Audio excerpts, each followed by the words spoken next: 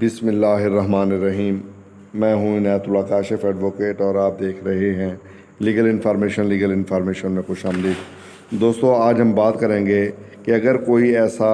شخص جو انویلیڈیٹی الاؤنس لے جائے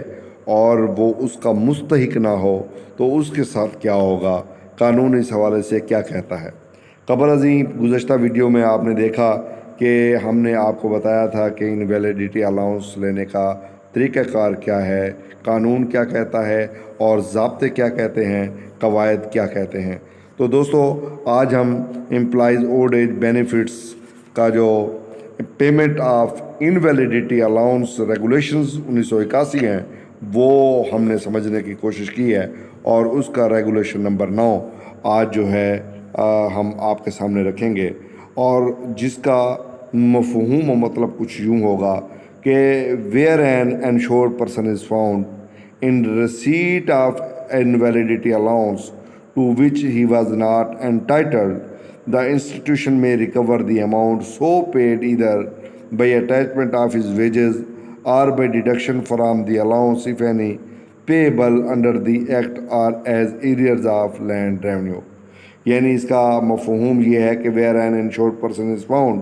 جہاں ایک انشورڈ پرسن پایا جائے جس نے انویلیڈیٹی الاؤنس حاصل کیا ہو اور وہ الاؤنس کا حقدار نہ ہو، ادارہ اسے اماؤنٹ ریکور کر سکتا ہے جو اس کو پیمنٹ کی گئی ہے۔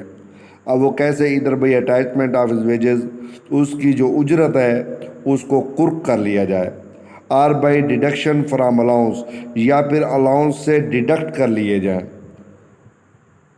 پیبل انڈر دی ایکٹ، جس طرح اس قانون کے تحت قابل ادائیگی ہوتا ہے، یا پھر لینڈ ریونیو ایکٹ کے تحت جیسے وصولی ہوتی ہے اسی طرح بھی وصول کر سکتا ہے۔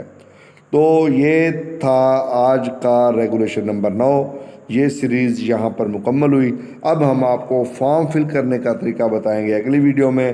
اور یہ انویلیڈیٹی الاؤنس کے حوالے سے ہمارا کورس مکمل ہو جائے گا انشاءاللہ۔ کوئی بھی آئی پی انشورڈ پرسن اگر معذور ہے اور وہ اس کو نہیں معلوم کہ اس نے کیسے وصول کرنا ہے، ہماری ویڈیوز دیکھے گا انشاءاللہ، وہ خود گھر میں بیٹھ کے تمام تر چیزیں، اخراجات برداشت کیے بغیر وہ خود جو ہے وہ فارم فل کر کے داخل کر دے گا، اور اس کو کسی قسم کو کوئی مسئلہ نہیں ہوگا۔ اگر آپ کا کوئی سوال ہو تو پوچھ سکتے ہیں کمنٹ باکس میں، میری ٹیم آپ کا کمنٹ اٹھا لے گی اور آپ کے پاس جواب آ جائے گا۔ ویڈیو دیکھنے کا بہت بہت